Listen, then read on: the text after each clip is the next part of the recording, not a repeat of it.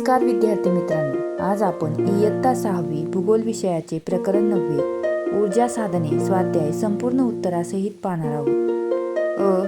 पुढील कार्यासाठी कोणती साधने वापरावी लागतात? रोहनला पतंग उडवायचा आहे, यासाठी वारा हे साधन वापरावे लागेल. 2. आदिवासी पाड्यातील लोकांचे थंडीपासून संरक्षण करायचे आहे. उत्तर लाकूड. 3. सहलीसाठी प्रवासात सहज हाताळता येतील अशी स्वयंपाकाची उपकरणे. उत्तर लाकूड व कोळसा ही स्वयंपाकाची उपकरणे आहेत. 4. सलमाला कपड्यांना इस्त्री करायची आहे. वीज व कोळसा ही साधने वापरावी लागतील. 5. रेल्वेचे इंजिन सुरू करायचे आहे, यासाठी कोळसा, वीज, खनिज तेल ही साधने वापरावी लागतील. प्रश्न क्रमांक 6. आंघोळीसाठी पाणी तापवायचे आहे.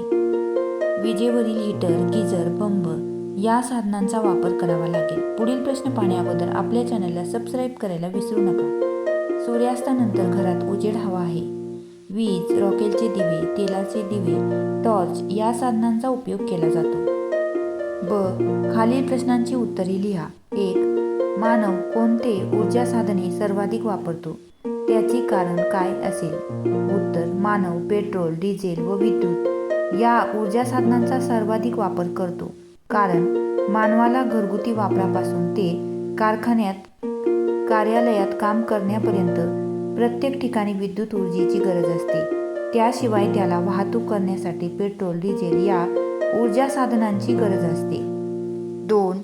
ऊर्जा साधनांची गरज काय? उत्तर मानव आपल्या गरजा भागवण्यासाठी पेट्रोल, वारा, नैसर्गिक वायू, सूर्यप्रकाश इत्यादी ऊर्जा साधनांचा वापर करतो.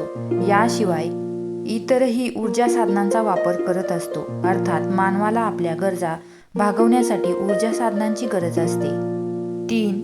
पर्यावरणपूरक ऊर्जा साधनांचा वापर का गरजेचा आहे? उत्तर ऊर्जा साधने ही पारंपरिक व अपारंपरिक अशी असतात. पारंपरिक ऊर्जा साधने प्रामुख्याने संपणारी असतात, तर अपारंपरिक साधनांची निर्मिती पुन्हा पुन्हा करता येते. ती दीर्घकाळ निर्माण करतात येते. त्यापासून पर्यावरणाला धोका नसतो, प्रदूषण होत नाही. त्यामुळे अशा पर्यावरणपूरक ऊर्जा साधनांचा वापर करणे गरजेचे आहे. क. खालील मुद्द्यांच्या आधारे फरक स्पष्ट करा. उपलब्धता, पर्यायपूरक व फायदे व तोटे. 1. खनिज तेल व सौर ऊर्जा. खनिज तेल मर्यादित प्रमाणात उपलब्ध असते, तर सौर ऊर्जा विपुल प्रमाणात उपलब्ध आहे. 2. खनिज तेलाचा वापर पर्यावरणपूरक नाही, सौर ऊर्जेचा वापर पर्यावरणपूरक आहे. 3. खनिज तेलाचा वापर केल्याने मोठ्या प्रमाणात प्रदूषण होते, सौर ऊर्जेचा वापर केल्याने कोणतेही प्रदूषण होत नाही. अशा रीतीने मी येथे फरक स्पष्ट केलेला आहे. 2. जलऊर्जा व भूगर्भीय ऊर्जा. 1. जलऊर्जा तुलनेने कमी प्रमाणात उपलब्ध आहे, तर भूगर्भीय ऊर्जा सर्वत्र विपुल प्रमाणात उपलब्ध आहे. 2. जलऊर्जेचा वापर पर्यावरणपूरक आहे. भूगर्भीय ऊर्जेचा वापर केल्याने कमी पर्यावरणपूरक आहे. 3. जलऊर्जा निर्मिती तुलनेने कमी खर्चिक आहे, तर भूगर्भीय ऊर्जा निर्मिती तुलनेने अधिक खर्चिक आहे. अशा रीतीने विद्यार्थी मित्रांनो, आपला स्वाध्याय इथेच संपला. भेटूया अशाच नवनवीन स्वाध्यायामध्ये. तोपर्यंत लाईक, शेअर, सबस्क्राईब करायला विसरू नका. धन्यवाद.